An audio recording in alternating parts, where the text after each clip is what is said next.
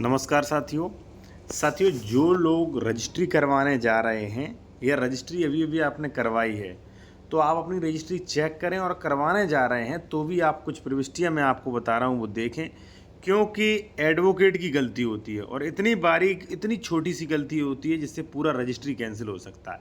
अब देखिए, मैं आपको उदाहरण बता दूं, उसके बाद मैं आपको समझाऊंगा क्या क्या आप चेक करें। और जो भी लोग विशेषज्ञ के द्वारा लीगल एडवाइस लेना चाहते हैं साथियों, या ज़मीन खरीदने से पहले अपना डॉक्यूमेंट वेरीफाई कराना चाह रहे हैं, ज़मीन हमारी सही है कि नहीं, कोई केसेस वगैरह चल तो नहीं रहा है, मतलब डीड सही तैयार हुई कि नहीं, तो व्हाट्सएप नंबर ये दिया गया है।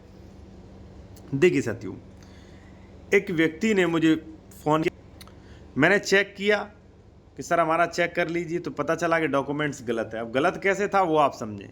वसीयत थी, वसीयत साथियों कर दी गई, इन्होंने कर दी है आर्टिकल 90 में, ठीक है। यहाँ पे आप देखेंगे स्टेटस है सर्टिफिकेट ऑन अदर डॉक्यूमेंट्स, ठीक है, इसमें इन्होंने वसीयत कर दी और यहाँ पे वसीयतनामा बना दिया। यहाँ पे आप देख सकते हैं अंतिम नामा वसीयतनामा विलेख, भाई करा दिया। वसीयत करने वाला मर गया, अब ये करा रहे थे दाखिल खारिज कराने जा रहे, मुझसे कॉल आया कि सर आप चेक कर लीजिए, वैसे तो मेरा 100% सही है, फिर भी आप चेक कर लीजिए। मैंने किया। अब ये नहीं कि मुझे कमी ही निकालना है, बड़ी कमी थी। बड़ी कमी क्या थी कि यहाँ पे आर्टिकल 19 की जगह पे आर्टिकल 64 होना चाहिए था, ठीक है। और ये उत्तर प्रदेश से होते तो आर्टिकल 33 होना चाहिए था, ठीक है ना। तो यही चीज़ें तो होती हैं एक अच्छे वकील की। अब देखिए, इनका आर्टिकल गलत है। दूसरा, अगर मान लीजिए विपक्षी वकील अगर एक्सपर्ट है, वो होशियार है, तो ये वसीयत निरस्त करा सकता है कि महोदय ये आर्टिकल ही सही नहीं है। ये जब वसीयत है ही नहीं, क्योंकि आर्टिकल ही नहीं सही है, तो वसीयत कैंसिल हो सकती है। तो पूरा पैसा गया, पैसा बर्बाद हुआ छोटी सी गलती से। तो आप लोगों को भी कुछ ध्यान रखना है, वो मैं आपको बताने जा रहा हूँ कि भाई क्या क्या ध्यान रखना है रजिस्ट्रियों में, जिससे आपका पैसा बर्बाद ना हो, ठीक है।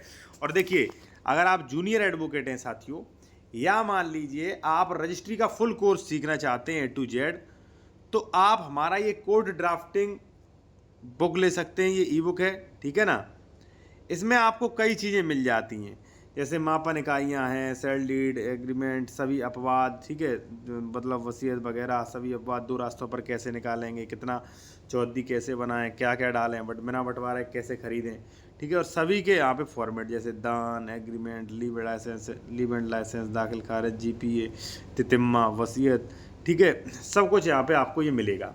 तो ये काफ़ी इंपॉर्टेंट है। अगर ये आप लेना चाह रहे हैं तो व्हाट्सएप मैसेज स्क्रीनशॉट ले लें, व्हाट्सएप नंबर ये दिया गया, 390 रुपये इसकी फ़ीस है, ठीक है, आप ले सकते हैं साथियों। तो हम थे कि आप चेक क्या क्या करें, काफ़ी टाइम बर्बाद होगा, तो चलिए मैं आपको बता रहा हूँ कि क्या क्या चेक करें। सबसे पहला तो है कि साथियों, जो भी आपकी डीड है उसमें आर्टिकल चेक करें, हमारा आर्टिकल सही है कि नहीं, उसका ग्राम मौजा सही है कि नहीं, क्रेता विक्रेता का नाम सही है कि नहीं, ठीक है, खसरा संख्या, क्षेत्रफल, ये चीज़ें देखने के बाद अगर ये सारी चीज़ें सही हैं तो रजिस्ट्री आपकी सही है। और उसके बाद म्यूटेशन और करवा लें, ठीक है। और ध्यान रखें, अगर आप गाटा नंबर में गलती कर देते हैं साथियों, और आर्टिकल में गलती कर देते हैं, या धारा 98 का पालन नहीं करते और रजिस्ट्री करवा लेते, तो 100% रजिस्ट्री कैंसिल होगी।